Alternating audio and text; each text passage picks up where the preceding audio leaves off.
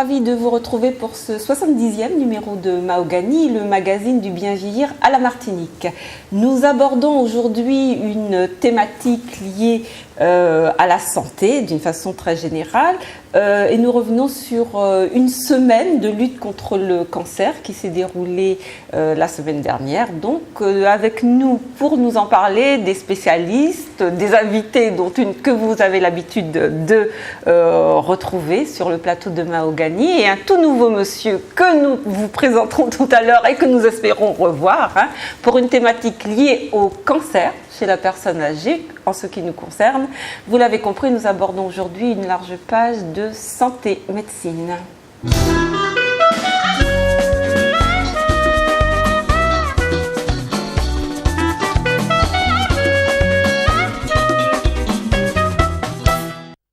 Alors, vous l'avez sans doute suivi au cours de la semaine qui vient de s'écouler, la semaine annuelle de lutte contre le cancer, qui est une semaine, une institution depuis de nombreuses années, destinée à mobiliser tous les acteurs de cette maladie et mobiliser le grand public sur la nécessité de venir en aide pour ceux qui ne sont pas concernés ou encore concernés, de venir en aide à la recherche, en tout cas de nous mobiliser contre cette maladie à tous les niveaux.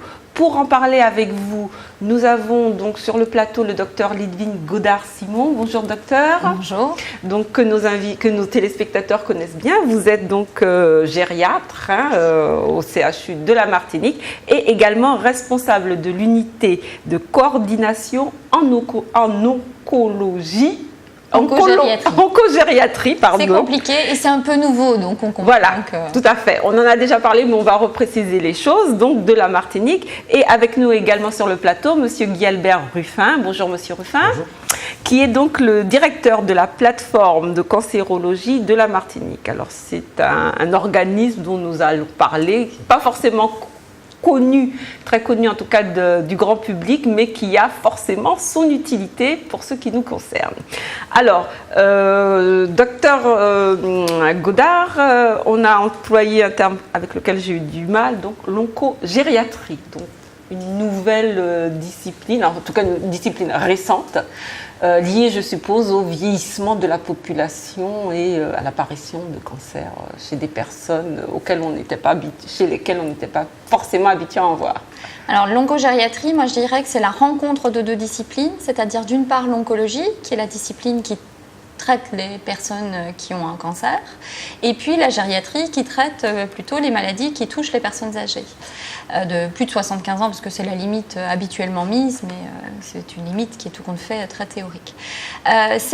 Donc l'oncogériatrie se justifie par le fait que 2/3 des cancers vont toucher les personnes de 75 ans et plus.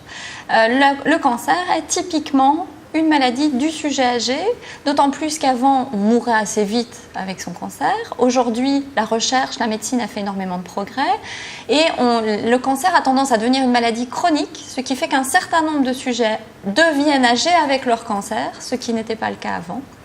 Et ce qui justifie en fait qu'on s'intéresse tout particulièrement à cette tranche d'âge et qu'on cherche à leur offrir les soins les plus adaptés. On le sait et on le répète souvent dans notre magazine, les personnes âgées, donc vous avez parlé de cette limite virtuelle de 75 ans, ont souvent de multiples pathologies, donc on imagine que le cancer accompagne parfois d'autres pathologies type diabète, pathologie cardiaque, hypertension, etc., etc.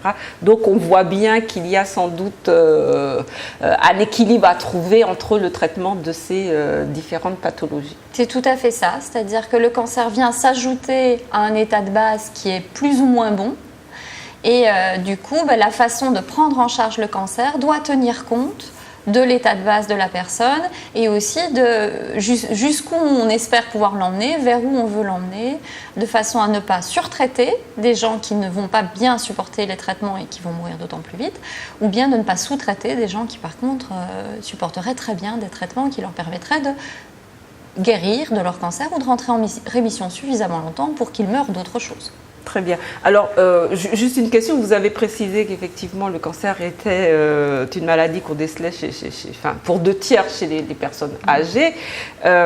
Finalement, quand on atteint un certain âge, qu'on a ces pathologies, on a ces traitements pour son diabète, pour son hypertension, pour ses poumons, pour ceci, pour cela, est-ce que finalement, c'est la peine d'aller soigner un cancer, déjà d'admettre qu'on ait un cancer et en plus de le soigner et d'ajouter des traitements à des traitements. Est-ce que ça vaut la peine?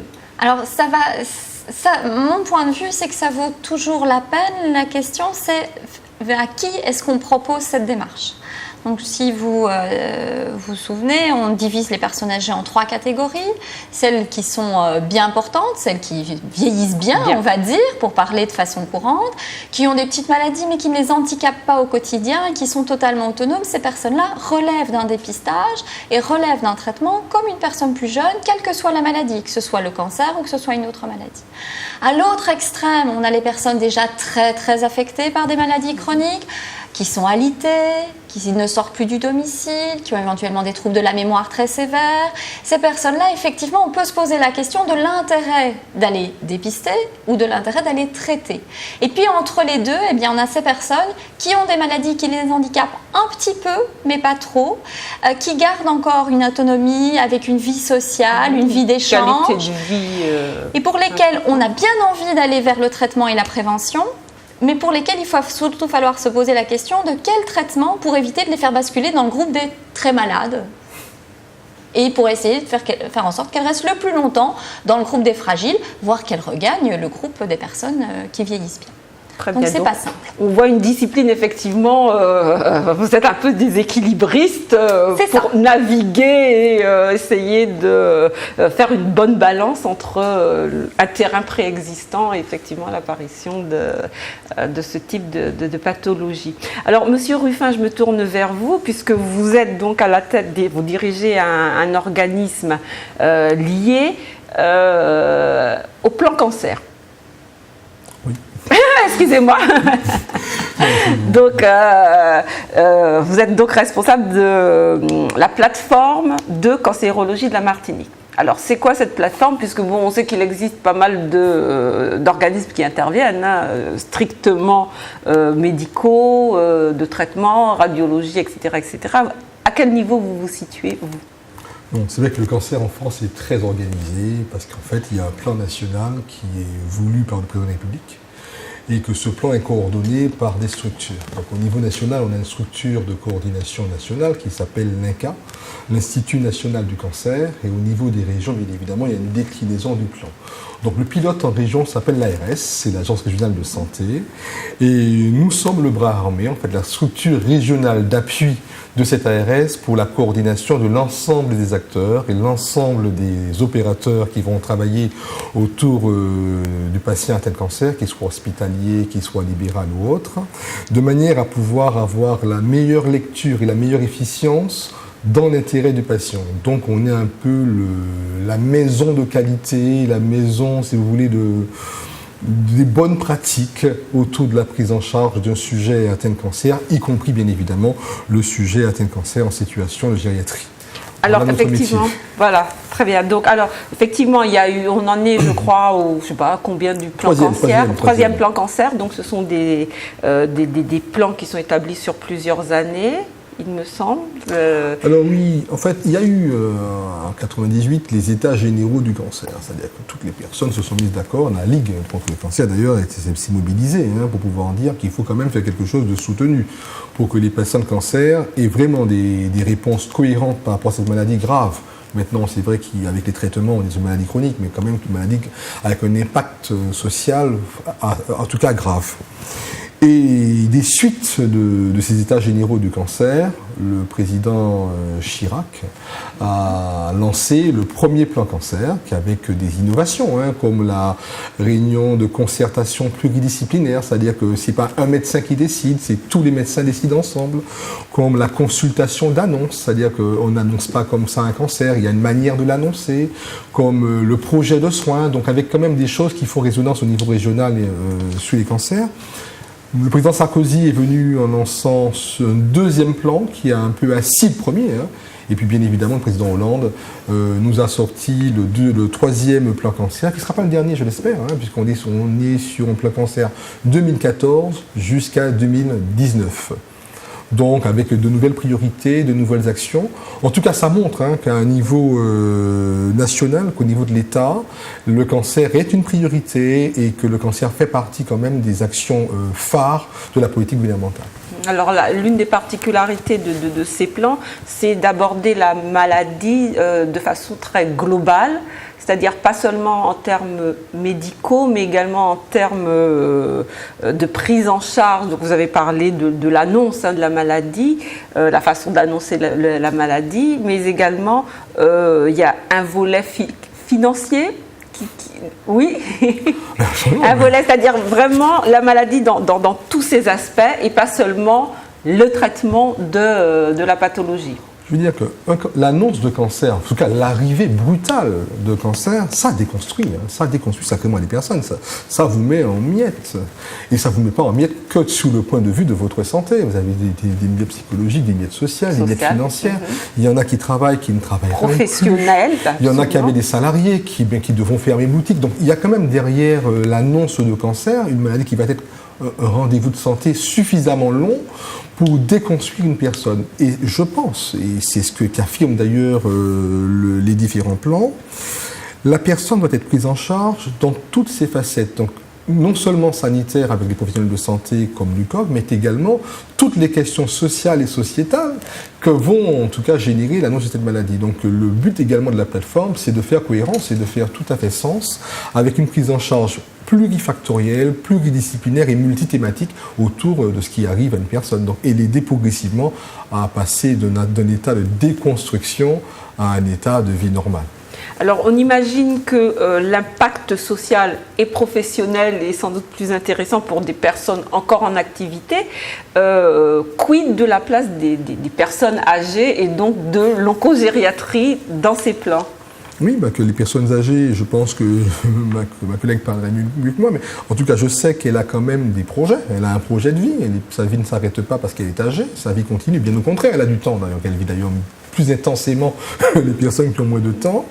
Et elle a peut-être des besoins, comme celui effectivement de garder son domicile, d'avoir le droit de s'exprimer sur son traitement, d'avoir le droit d'avoir une vie et des activités qu'elle avait, de les maintenir. Et je pense que tout ça se construit dans un projet de vie. Donc l'annonce de cancer n'est pas seulement l'annonce de l'état de santé préoccupant, mais l'annonce effectivement de mode de vie qui va préoccuper. Et je pense que c'est là tout le rôle, et ça le docteur Godert l'a dit, l'UCOG justement permet avec la vision du gériatre surtout de mettre la personne âgée au bon rendez-vous du traitement. Pas un traitement qui sera forcément, on prétend, nécessaire sur le plan clinique, mais un traitement qui va également être en cohérence par rapport au choix et surtout à la capacité de cette personne dite âgée. Très bien. Donc, alors, docteur Godard, donc, qui est gériatre, donc, qui avait effectivement une vision, on a eu l'occasion de rappeler et de présenter le rôle très spécifique du gériatre par rapport au médecin traitant qu'on va voir de façon plus ou moins régulière au long de sa vie. Est-ce que lorsque vous traitez des personnes pour des pathologies diverses, le souci ou l'interrogation liée à une apparition du cancer est présente chez ces personnes? Est-ce qu'elles pensent à cette maladie? Ah oui, les personnes âgées y pensent. Et les personnes... Alors, en règle générale, la personne âgée est relativement lucide sur son état de santé. J'avais déjà eu l'occasion de dire ici qu'il est faux de croire que les personnes âgées sont plus prêtes à mourir que d'autres. Ça, c'est une vision rassurante de jeunes. On se dit qu'avec l'âge, on va gagner en sagesse. C'est faux pour la plupart d'entre elles. Donc oui, cette préoccupation est présente et l'envie d'être traitée est présente, voire très présente, avec des personnes âgées qui vous disent je veux être opérée, je veux une chimiothérapie, qui ont des questions. Alors il y en a qui ne veulent pas aussi, mais vous avez des jeunes qui ne veulent pas. Oui. Donc pourquoi est-ce que les personnes âgées voudraient plus ou moins, dans leur désir de bénéficier de soins, au jour d'aujourd'hui, les personnes âgées sont semblables à la population plus jeune. Et est-ce que on a parlé d'annonce de la maladie, du cancer. Est-ce que dans l'annonce, on annonce de la même façon un cancer qu'on annonce une pathologie de diabète? Ou est-ce qu'il y a encore cet aspect effrayant en fait, du cancer qu'on pense encore, vous allez sans doute nous le démentir là au cours de cette émission, qu'on pense encore fatalement mortel, quoi, fatal. Alors l'annonce n'est pas la même, mais l'annonce n'est pas la même pour deux raisons. La première, c'est qu'il est illusoire de penser que le médecin n'a pas peur du cancer. Le médecin, alors pas tous les médecins, mais je veux dire en règle générale, sur la carte d'identité du médecin, il est marqué homme et femme, et ni Superwoman ni Superman. Ça veut dire que le jour où lui reçoit l'annonce d'un cancer, pour lui, ça lui fait peur. Donc l'annoncer n'est pas toujours facile, on annonce plus facilement une maladie qui nous semble moins, je vais dire, redoutable, comme ça peut être le cas d'un diabète, encore que mon point de vue, c'est pas que c'est forcément plus simple d'être diabétique pendant 60 ans qu'avoir un cancer à 85. Donc, c'est une annonce qui est faite de façon particulière et c'est pour ça que les plans cancer ont mis en place des consultations d'annonce parce que, comme l'a dit mon collègue, eh bien, effectivement, il y a un certain tact à avoir, une certaine façon de faire et puis surtout derrière, il ne faut pas seulement annoncer, il faut annoncer le plan de bataille. Parce qu'il y a toujours plan de bataille. Même si c'est du soin de confort, même si c'est de l'accompagnement, c'est quand même du soin. Et l'annonce doit toujours s'accompagner de « nous allons rester à vos côtés, nous allons vous proposer une prise en charge, vous l'expliquer et nous espérons que vous allez y adhérer ». Donc c'est toute cette démarche-là derrière. Donc effectivement, il y a cet aspect de globalité, où on n'annonce pas, il y a une maladie, on va vous traiter, mais il y a vraiment la prise en charge. L'attitude est la même chez le patient atteint du cancer et chez l'entourage, les proches, parce que bon, en général, les personnes âgées sont accompagnées d'un entourage familial.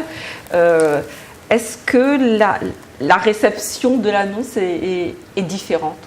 Alors, le premier obstacle, c'est que souvent, dans notre société où on infantilise le sujet âgé, les enfants ont tendance à penser qu'ils sont devenus les parents de leurs parents. Et qu'un certain nombre d'enfants, portés par de très bons sentiments, vont redouter l'annonce du cancer à leurs parents. Et donc, nous sommes confrontés à des situations où les enfants nous disent « je ne veux pas que vous le disiez à maman, je ne veux pas que vous le disiez à papa ». Ce qui est évidemment très compliqué parce qu'on ne peut pas traiter quelqu'un qui ne sait pas ce qu'il a. Ça, c'est d'abord la première chose. Deuxièmement, c'est illégal. Les personnes âgées qui ne sont pas sous tutelle, qui ne sont pas sous protection juridique, sont en pleine possession de leurs moyens et à partir de ce moment-là, ont droit à leur diagnostic. Et nous n'avons d'ailleurs le devoir de donner le diagnostic qu'à la personne âgée et absolument pas à ses accompagnants, ce qui ne passe pas toujours très très bien auprès des accompagnants non plus. Donc ça, c'est la première difficulté. Et comment vous évitez l'écueil, cet écueil?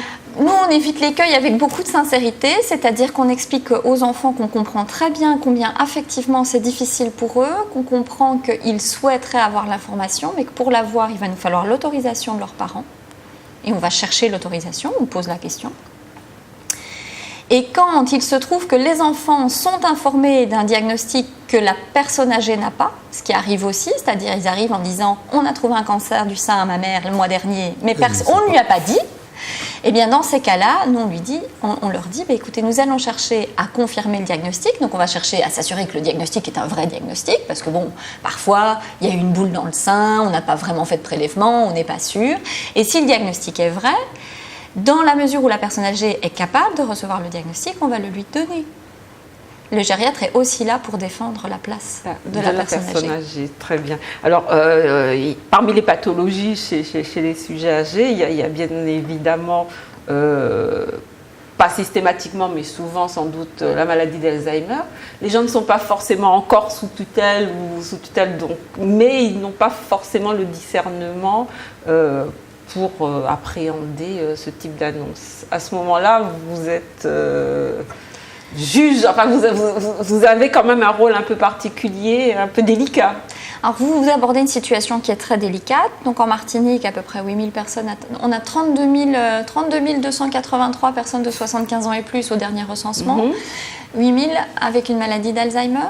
qui n'ont pas 75 ans et plus, mais bon, on sait que ça touche quand même beaucoup les personnes âgées. Donc à peu près 19% de la population des 75 ans et plus a une maladie d'Alzheimer. À différents stades, comme vous le dites. Donc la difficulté pour ces personnes-là qui ne sont pas sous protection, c'est qu'elles sont normalement propriétaires de leur diagnostic. Elles doivent en être informées. Maintenant, on n'est pas toujours obligé de tout dire non plus. Le médecin doit pouvoir évaluer ce que la personne âgée est capable d'entendre et donc adapter son discours. Et adapter son discours de façon, à la limite en la recevant à plusieurs reprises pour lui faire passer l'information. Après, effectivement, nous avons besoin de l'entourage dans ces situations-là pour en faire des partenaires de soins et pour décider ensemble du plan de soins.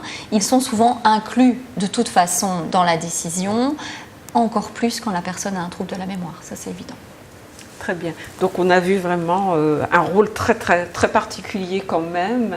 À quel niveau, comment se coordonne votre action avec vos patients et l'intervention de cette plateforme de cancérologie? Est-ce que vous intervenez directement sur des cas ou alors est-ce que vous vous contentez d'informer ou d'entourer les professionnels? Non, on fait de la plateforme un rôle de coordination, excusez-moi. Donc, ce qui fait que tout ce que font le docteur Baudert et compagnie se sont bien discutés dans le cadre de référentiels, de pratiques, de protocoles, etc., dont nous sommes responsables de la validation. Donc je pense que nous n'avons pas un rôle d'acteur. En tout cas, on n'est pas un acteur direct auprès de la personne. Je rappelle quand même que l'UCOG, l'unité d'oncogériatrie, est quand même un département intégré de la plateforme régionale d'oncologie de la Martinique. Donc on a, si vous voulez, tout un travail de rapprochement, d'analyse et d'étude des besoins. Et c'est avec les professionnels que nous intervenons. Je pense qu'aujourd'hui, nous sommes en train de travailler sur le référentiel de prise en charge de la personne âgée. Donc chaque spécialité de cancer, pour prendre le cas du cancer du côlon, du sein, du cancer du poumon, vont avoir dans les référentiels de prise en charge de ces cancers un volet concernant la prise en charge du sujet âgé. Donc aucun cancer ne sera étudié dans le cadre de référentiels de bonnes pratiques médicales sans intégrer le volet concernant le sujet âgé. C'est également une sensibilisation que nous menons régulièrement avec les professionnels de santé de ville, notamment les infirmières libérales, oui, qui interviennent beaucoup. Et là, je voudrais vraiment le signaler, car la personne âgée a très souvent des comorbidités. On n'est pas qu'âgé, cancer. On est souvent âgé, cancer, diabète, âgé, cancer et plein d'autres choses. Et ces personnes âgées ont déjà un dispositif de prise en charge. Donc le rôle de l'infirmière, on est en train de voir dans quelle mesure on pourrait le renforcer, justement pour nous aider dans les démarches de soins infirmiers à faire passer non seulement des messages de prévention, mais également des messages qui vont anticiper certaines complications, parce qu'en fait, souvent, ces prises en charge du cancer sont génératrices par elles-mêmes de complications qui ne sont pas observées la plupart du temps à l'hôpital, parce que tout se passe bien quand on est à l'hôpital, mais quand on sort de l'hôpital et qu'on se retrouve à Perpète-les-Oies, sans portage de repas, sans l'enfant qui devait venir mais qui a oublié de venir, sans l'aide ménagère qui en fait est une voisine, il y a quand même des véritables besoins d'accompagnement de cette personne malade dans son domicile. Et c'est là aussi la plateforme régionale a une vigilance très particulière sur la sécurisation, d'autant plus qu'on parle beaucoup de vulnérabilité, de fragilité et de bientraitance. Donc on est vraiment également à ces rendez-vous de qualité dans les prises en charge ville, hôpital, hôpital-ville. D'accord. Donc vous intervenez sur la demande de qui? Des professionnels ou des cas qui vous sont signalés, vous intervenez ou dans le cadre de la prise en charge, comment ça se passe? On mène chaque année des missions d'évaluation. C'est-à-dire que toute pratique en cancérologie fait l'objet d'une évaluation. Donc on évalue les pratiques hospitalières comme on évalue les pratiques en ville. Également, on rencontre les patients, on rencontre également les proches dans le cadre d'enquêtes ou d'audits qui nous permettent également de pouvoir apprécier l'état d'une prise en charge. je dis bien, ce ne sont pas des missions d'inspection, ça relève de l'ARS. Ce sont des missions d'évaluation qui nous permettent de porter des recommandations et mettre des mesures correctives là où cela est nécessaire. Donc nos équipes, on est régulièrement en contact non seulement des acteurs, mais également des personnes malades et de leur entourage. Et c'est en fonction des retours de ces évaluations, ces audits, qu'on peut dégager des plans d'action en cohérence par rapport aux besoins qui sont ressentis. Très bien. Alors l'unité d'oncogériatrie, je l'ai bien dit cette fois, est installée depuis quelques années. Est-ce que vous avez le recul suffisant pour apprécier le bénéfice de cette organisation par rapport à ce qui existait ou ce qui n'existait pas auparavant en termes de prise en charge de patients âgés cancéreux? Donc en fait, l'unité de coordination en oncogériatrie est positionnée à Clarac et elle dépend effectivement au niveau de son organisation, au niveau de ses modalités de fonctionnement de la plateforme régionale d'oncologie de la Martinique. C'est une unité qui a été déployée sur demande, sur initiative nationale, qui en a déployé en fait 24 sur le territoire métropolitain. Et nous avons, nous, la chance, et ça c'est vrai que de temps en temps il faut faire des cocoricots martiniquais, la Martinique a la seule unité de coordination en oncogériatrie de nos îles voisines ou de nos territoires sœurs ou frères, c'est-à-dire la Guyane n'en a pas, la Guadeloupe n'en a pas. Donc c'est un progrès indéniablement qui est porté par une volonté nationale d'offrir des soins adaptés aux sujets âgés. Au jour d'aujourd'hui, nous sommes en train justement de mener des projets de recherche pour évaluer les modifications de pratiques grâce à l'installation de cette unité. Tout ça c'est très long. D'abord elle a été créée en février 2013, donc c'est encore assez jeune. On a essuyé des plâtres comme pour toutes les unités qui commencent. C'est une modification des pratiques, c'est difficile de modifier les pratiques, difficile de modifier ses habitudes. Au jour d'aujourd'hui, par exemple, on estime que environ, par exemple, une des missions de l'unité de coordination, c'est de contacter toutes les personnes de 75 ans et plus qui ont un cancer, qui ont été diagnostiquées comme ayant un cancer et à qui on va proposer quelque chose, qui sont passés dans ces fameuses réunions de concertation. Donc les docteurs se sont réunis pour dire qu'est-ce qu'on propose à ce patient-là. Eh bien, normalement, tous ces patients de 75 ans et plus doivent être contactés par notre unité et on leur fait passer une échelle pour savoir s'ils sont bien vieillissants, auquel cas on les laisse suivre leur vie d'adultes vieillissants, mais on n'intervient pas, soit de voir s'ils sont fragiles ou s'ils sont trop malades, et auquel cas il faudra adapter les traitements. On sait qu'un certain nombre de ces patients nous échappent encore. On est au jour d'aujourd'hui environ à 40-50% des personnes qui sont effectivement contactées, pour de multiples raisons. En moins de 2 ans, c'est quand même un bon... C'est un chiffre qui peut sembler correct, mais c'est vrai que nous, on souhaite monter à 80-85%. Il y aura toujours des personnes qui échapperont au système, comme dans tous les systèmes. Mais voilà, dans les actions de l'unité, ce qui se fait et la nécessité d'évaluer, comme le disait M. Ruffin, parce que rien ne vaut si ce n'est évalué. Et là, on est plutôt rentré au jour d'aujourd'hui dans une phase d'évaluation. D'accord, très bien. Donc, alors, c'est la seule unité de ce type sur les DFA.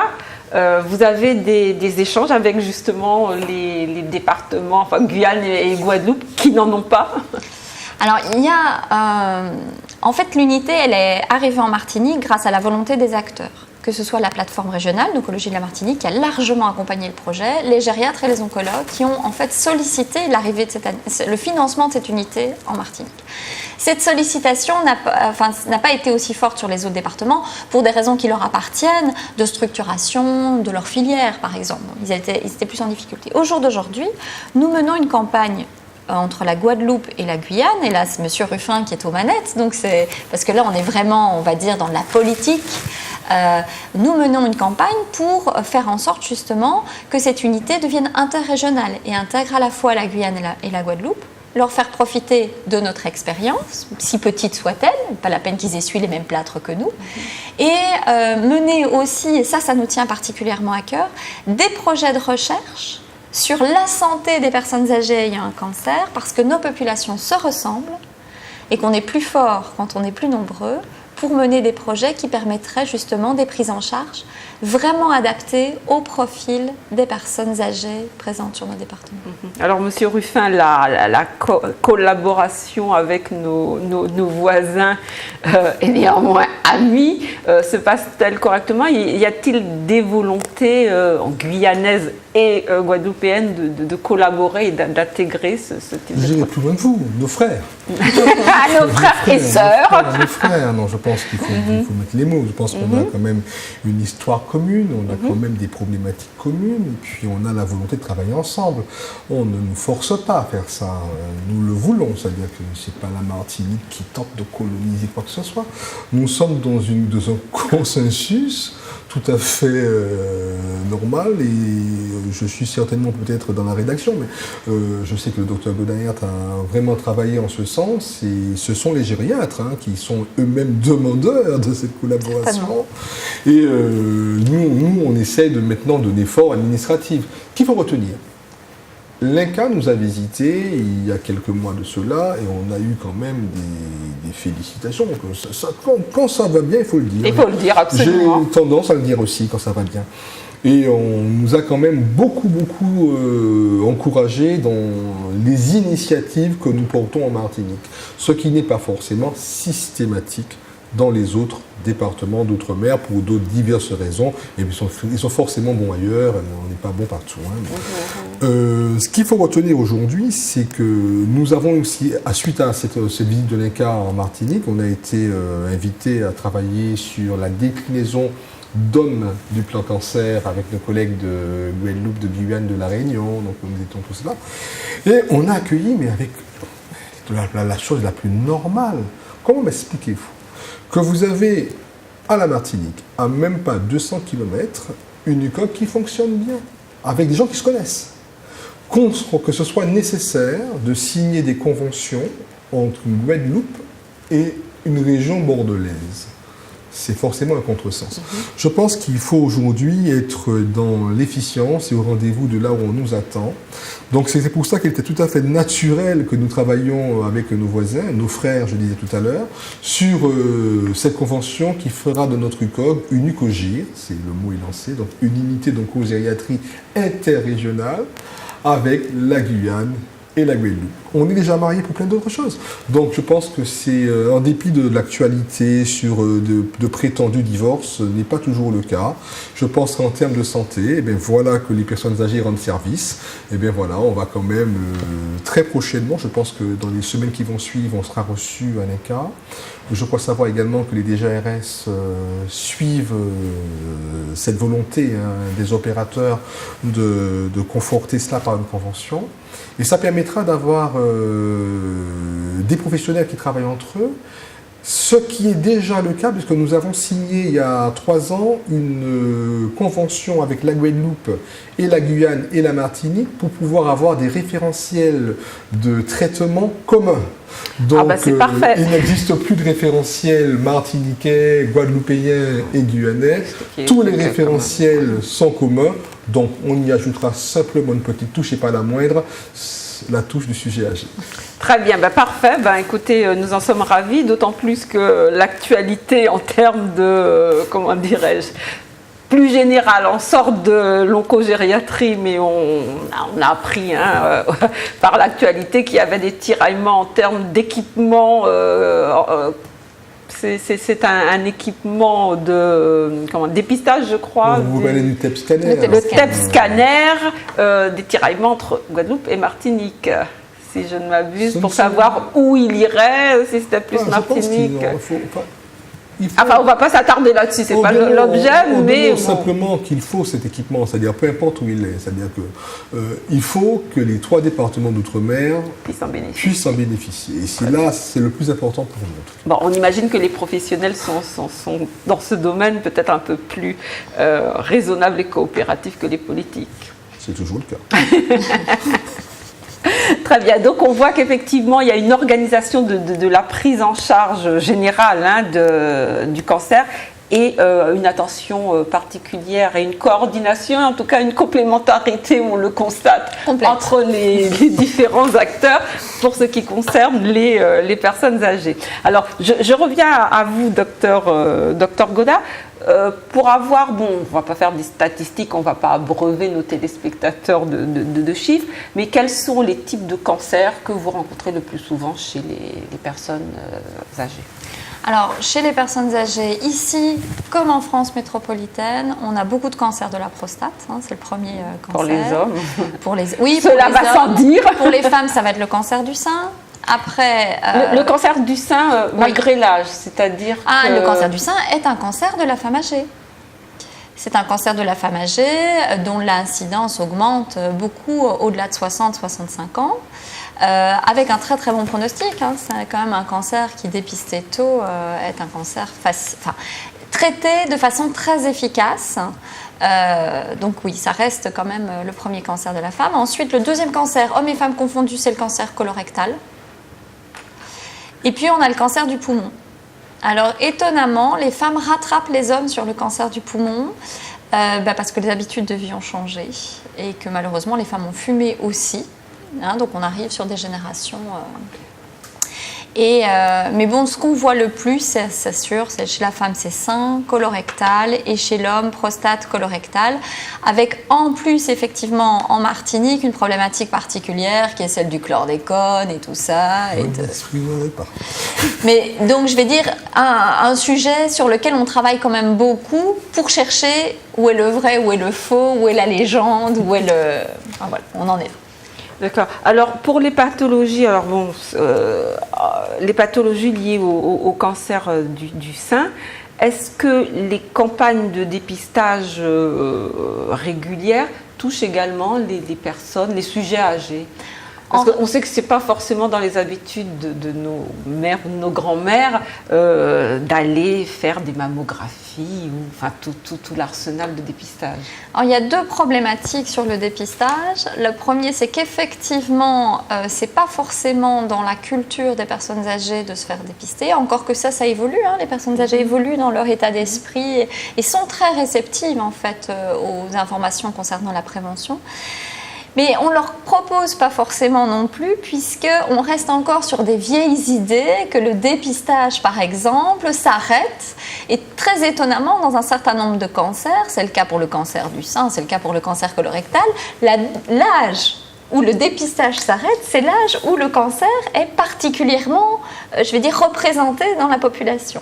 D'accord. Vous êtes en train de nous dire que finalement, on fait des campagnes de dépistage sur des tranches d'âge et que finalement, il faudrait les faire au-delà de la limite haute. Alors, il faudrait sans doute élargir les campagnes de prévention, mais uniquement, et c'est là que c'est compliqué, pour les personnes âgées qui après, pourront prétendre à un traitement. Parce qu'aller faire de la prévention chez des sujets âgés qu'on ne traitera pas parce qu'ils sont trop malades ou parce qu'ils ne seront pas accessibles à un traitement. Je vous donne un exemple tout simple. Vous ne pouvez pas traiter par certaines chimiothérapies des personnes qui ont des atteintes cardiaques. Parce que les chimiothérapies sont elles-mêmes cardiotoxiques. Elles abîment le cœur. Enfin, ou le cœur ou les vaisseaux. Enfin, on brosse une image un peu grossière. Je suis sûre que les cardiologues se hérisseraient quand je dis ça, et les cancérologues aussi. Mais bon, toujours est-il qu'un certain nombre de médicaments sont contre-indiqués sur un état cardiaque qui est altéré. Il y a des impacts, effectivement. Allez faire des diagnostics de cancer qui ne pourront prétendre qu'à ce type de chimiothérapie chez des gens qui ont déjà un cœur qui ne fonctionne pas bien et qu'on ne traitera pas, ça n'a pas de sens. Ça n'a pas de sens d'un point de vue individuel, c'est-à-dire pour la personne, parce que vous la stressez, parce qu'aller faire du dépistage de cancer, c'est stressant parce qu'on attend la réponse, et pendant le temps d'attente, on s'imagine qu'on a un cancer. Donc ça fait effectivement monter la tension, ça ne sert à rien. Voilà. Ça ne sert à rien, surtout si derrière, une fois que le diagnostic est fait, vous dites, bon, écoutez, tout compte fait, c'est vrai, on vous l'a diagnostiqué, il est tout petit, hein, le cancer, c'est nickel, mais on ne va rien faire. Donc, le sujet âgé est toujours, et c'est pour ça que c'est une médecine passionnante, c'est toujours une prise en charge difficile, complexe. Il y aurait effectivement intérêt, au cas par cas, à augmenter la limite d'âge du dépistage. Pour ça, il faudrait d'abord avoir déterminé à quel profil de personnes âgées peut être traité. Mon collègue a peut-être quelque chose à rajouter. Non, je pense que là, on parlait du dépistage organisé, mais rien n'interdit à un médecin traitant, mais rien, Tout à fait.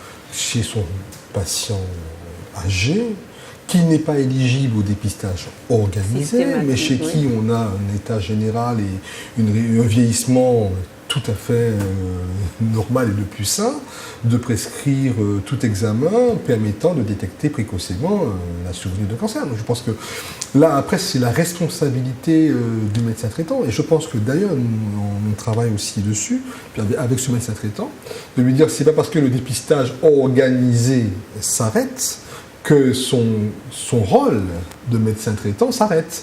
C'est-à-dire rien ne lui interdit de prescrire une mammographie, un hémoculte, etc., chez un sujet en bonne santé et qui serait éventuellement répondant à un traitement de cancer. Donc nos téléspectateurs, effectivement, on appuie sur ça. C'est pas parce que on encourage les femmes à se faire dépister de tel âge à tel âge qu'après, si on a une alerte ou une alerte, on en parle avec son médecin traitant, et que si on a un doute ou un petit souci quelconque, rien n'empêche effectivement de saisir son médecin traitant, de lui dire oui mais docteur, est-ce que vous ne pensez pas que... Donc le dépistage et la prévention ne s'arrêtent pas à, je ne sais pas, c'est jusqu'à quel âge, 55 ou 60? Non, 65. 65. Mais effectivement, au-delà, un cancer peut apparaître. C'est surtout qu'au-delà, la plupart des cancers apparaissent. C'est surtout ça, on va être clair, c'est-à-dire le cancer, c'est une maladie de sujet âgé et ça apparaît majoritairement au-delà de 65 ans. Ça accompagne, c'est lié au vieillissement. C'est lié en partie au vieillissement pour un certain nombre de facteurs. Et donc je pense qu'il faut effectivement que les personnes prenant de l'âge soient acteurs de leur santé et elles-mêmes non pas...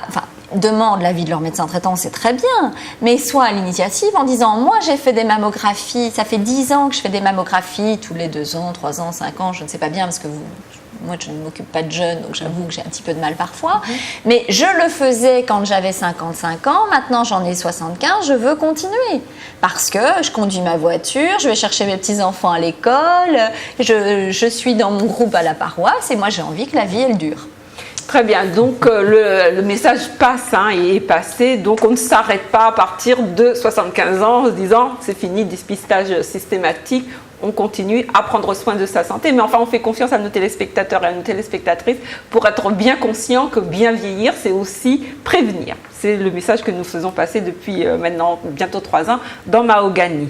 Lorsque le cancer est diagnostiqué, on sait que les traitements sont parfois lourds. Vous avez parlé de chimiothérapie, donc en fonction des pathologies préexistantes, ce n'est pas forcément et ce n'est pas toujours indiqué. Est-ce que néanmoins tous les cancers qui apparaissent au-delà de 75 ans, voire 80, sont traitables? Alors, le sujet âgé, en règle générale, est diagnostiqué plus tard que le sujet jeune, avec un cancer à un stade plus avancé. Ça s'explique par le fait que les sujets âgés peuvent venir plus tard chez leur médecin, signaler les problèmes qu'ils ont, c'est-à-dire saigner par exemple au niveau digestif, avoir du sang dans les selles depuis 1 an et demi, et puis venir parce qu'ils se sentent très fatigués, et puis on fait une prise de sang, et là le médecin traitant voit qu'ils sont anémiés, qu'ils manquent de sang, et là le patient fait « Ah oui, mais au fait, ça fait 18 mois que j'ai du sang dans mes selles. » Un sujet plus jeune, à la 2e fois où il a du sang dans les selles, va faire le siège de son médecin traitant, donc on a déjà cette démarche-là qui est plus difficile. Deuxièmement, le sujet âgé a souvent d'autres maladies qui font un espèce de bruit de fond. Par exemple, si vous avez plein d'arthrose, comme ça peut arriver à beaucoup de sujets âgés qui ont travaillé durement de leur corps, eh bien c'est plus difficile de dépister une douleur qui va être une douleur osseuse d'une métastase d'un cancer de la prostate, par exemple. Parce qu'on va dire « mais oui, c'est encore mon arthrose d'épaule ». J'ai mal, je vais continuer à prendre mes anti-inflammatoires ou je ne sais pas quoi, ou paracétamol. Et en fait, c'était pas ça, c'était une tumeur qui était venue se mettre dans l'épaule. Donc, ils sont diagnostiqués plus tard, ce qui explique qu'un certain nombre d'entre eux sont malheureusement déjà à un stade métastatique. C'est-à-dire que le cancer est déjà sorti de l'endroit où initialement il a pris naissance pour aller se mettre dans d'autres organes. Sachant que le premier traitement du cancer, c'est quand même la chirurgie. C'est-à-dire que si on veut éliminer un cancer, il faut l'enlever. Et le premier traitement, ça consiste à retirer l'endroit où il est, c'est-à-dire ou un bout de côlon, ou un bout de sein, ou la prostate, ou un bout d'estomac.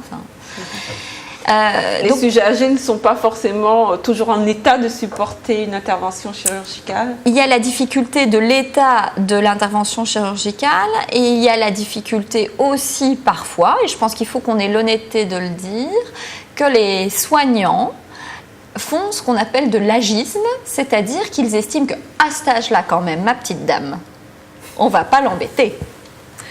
Néanmoins, ça fait en sorte qu'un certain nombre de personnes qui seraient traitables ne sont pas traitées initialement et arrivent très tard dans le circuit de soins. Et à ce moment-là, effectivement, on ne peut plus leur proposer de traitement curatif, donc quelque chose qui ferait partir le cancer.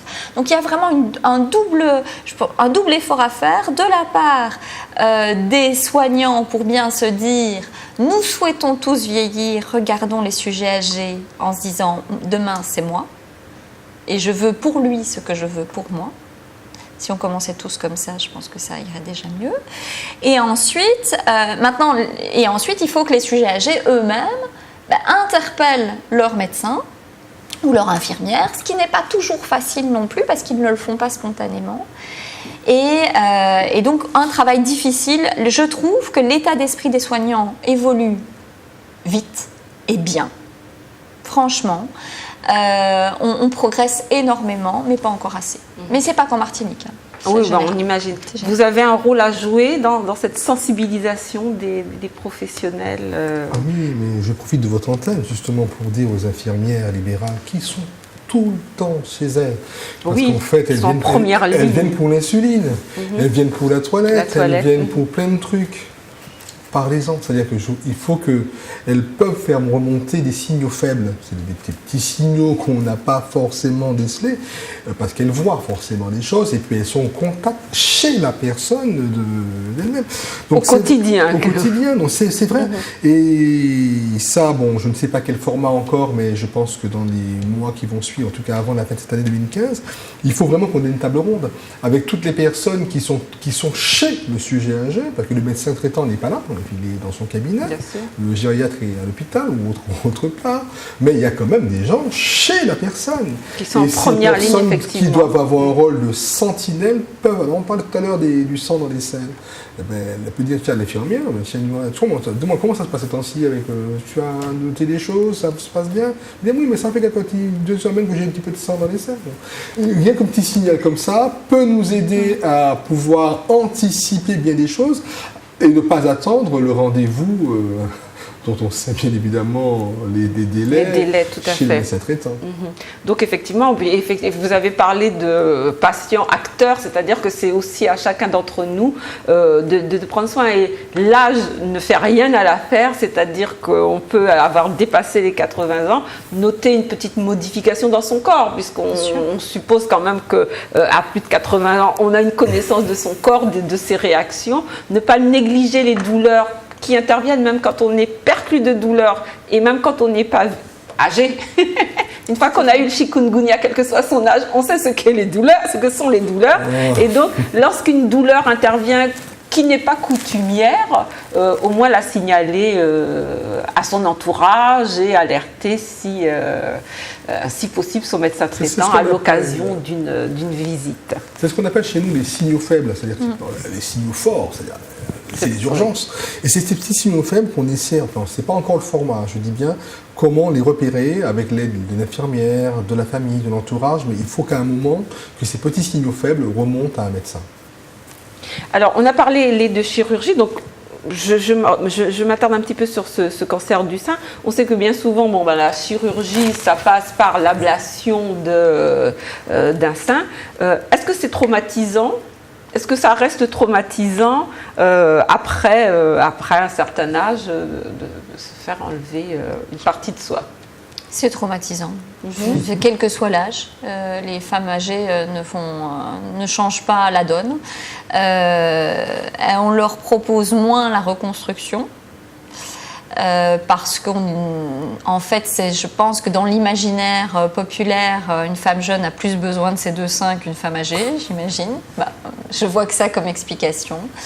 Néanmoins, les femmes âgées vivent ça comme une mutilation. Même si elles en comprennent le sens, elles comprennent bien le pourquoi.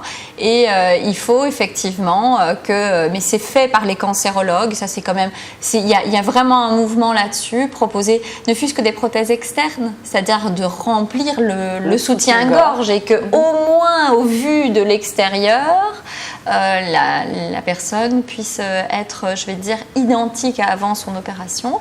Il y a des personnes qui vont les refuser, mais il y a des personnes jeunes aussi qui les refusent, c'est parce qu'on n'en parle pas, mais c'est vrai que oui, c'est vécu difficilement. Jusqu'à quel âge, quel est le patient ou la patiente en l'occurrence, l'âge de la patiente la plus âgée sur laquelle il est possible, à votre connaissance, un cas où on a enlevé un sein 95 ans, on peut enlever un sein à 95 ans, sans problème. Sans problème. C'est pas une question d'âge, c'est une question d'état général. D'état général. Donc, on a des centenaires qui sont en pleine forme. C'est une question aussi d'espérance de vie. Alors, tout particulièrement le cancer du sein, je ne suis pas gynécologue. Néanmoins, le sein est un organe qui se retire facilement et avec un traumatisme peu important sur le plan chirurgical, pas sur le plan symbolique pour la femme. C'est en fait une opération qu'on va par exemple pouvoir proposer très très tard, même à des patients par exemple avec des maladies d'Alzheimer assez évoluées, agitées et tout ça, parce que c'est somme toute un geste peu difficile, je veux dire, qui a des suites opératoires très simples.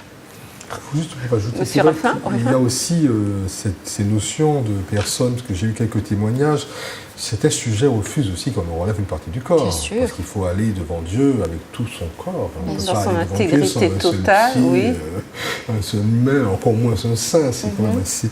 Et souvent, avec toute pleine croyance religieuse, on a eu l'occasion de documenter autour des femmes qui ne voulaient pas d'ablation parce qu'en fait elles ne concevaient pas de se présenter un jour devant leur créateur avec une partie. Ce serait peut-être un péché quelque part de le faire. Ah, très bien.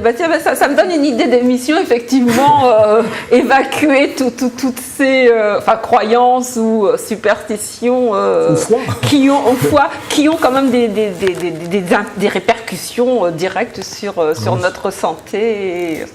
Donc, je voulais juste poser une dernière question qui m'est un peu passée, malheureusement. S'il y avait des conseils, donc l'émission arrive à son terme, on a parlé de prévention, on a parlé d'aller au-delà des limites des campagnes de dépistage systématique, d'être acteur de sa propre santé et de surveiller les signaux faibles, c'est l'expression que nous retiendrons, des signaux que votre organisme, votre corps vous envoie, vous adresse, quel que soit votre âge, parce que bien vieillir, c'est avant tout se préoccuper de sa santé sans s'occuper franchement et véritablement de son âge. Docteur Godard, si vous aviez un conseil en termes d'oncogériatrie et que vous adresseriez à nos téléspectateurs et tristes, quel serait-il ? Je pense de traiter le cancer comme une maladie comme une autre, dans sa volonté de la dépister, dans sa volonté de la prendre en charge, même si ce n'est pas une maladie comme une autre. Au moins, en tout cas, avoir l'idée que le cancer est une maladie qui peut se traiter à tout âge, qu'au jour d'aujourd'hui, les démarches pour que les traitements soient adaptés sont vraiment bien engagées sur le territoire. Il y a une vraie volonté des oncologues, une vraie volonté des gériatres, et ça, c'est une chance. Et que je pense que les personnes âgées et leur entourage peuvent aborder en confiance cette question difficile et donc l'affronter, on va dire, en face à face et pas essayer d'esquiver. L'esquiver, absolument. Monsieur Ruffin, si vous aviez un conseil ou une recommandation à faire à nos téléspectateurs. Je pense que la seule recommandation, c'est qu'en fait, que nous nous armons pour permettre que le cancer soit pris en charge de manière globale dans les meilleures conditions, avec de l'excellence la plupart du temps, Donc il ne faut pas avoir peur de le découvrir. Et c'est souvent cette peur de vérité qui fait l'échec de la prise en charge. On sait qu'il y a quelque chose, mais on ne va pas parce qu'on a peur de savoir qu'il y a quelque chose. Mais à un moment, les signaux faibles deviendront des signaux forts et on serait peut-être quelquefois là, impuissant. Très bien, merci. C'est sur cette déclaration que nous terminons notre émission. Donc nous rappelons finalement le cancer. Est-ce qu'on peut aujourd'hui dire que vous avez précisé que le cancer n'était pas une maladie comme une autre, mais que néanmoins on peut aborder, affronter en tout cas le diagnostic sans crainte particulière et que l'âge n'est pas un facteur supplémentaire de morbidité?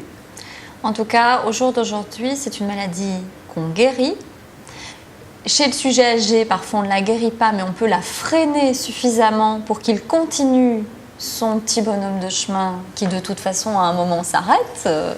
Pour tout le monde, Pour tout le monde, hein, ça sera notre cas à tous. Et donc ça c'est un message, je pense que c'est un message fort, c'est de se dire que c'est une maladie avec laquelle on peut vivre et on peut vivre bien à condition effectivement de la prendre en charge correctement et tout.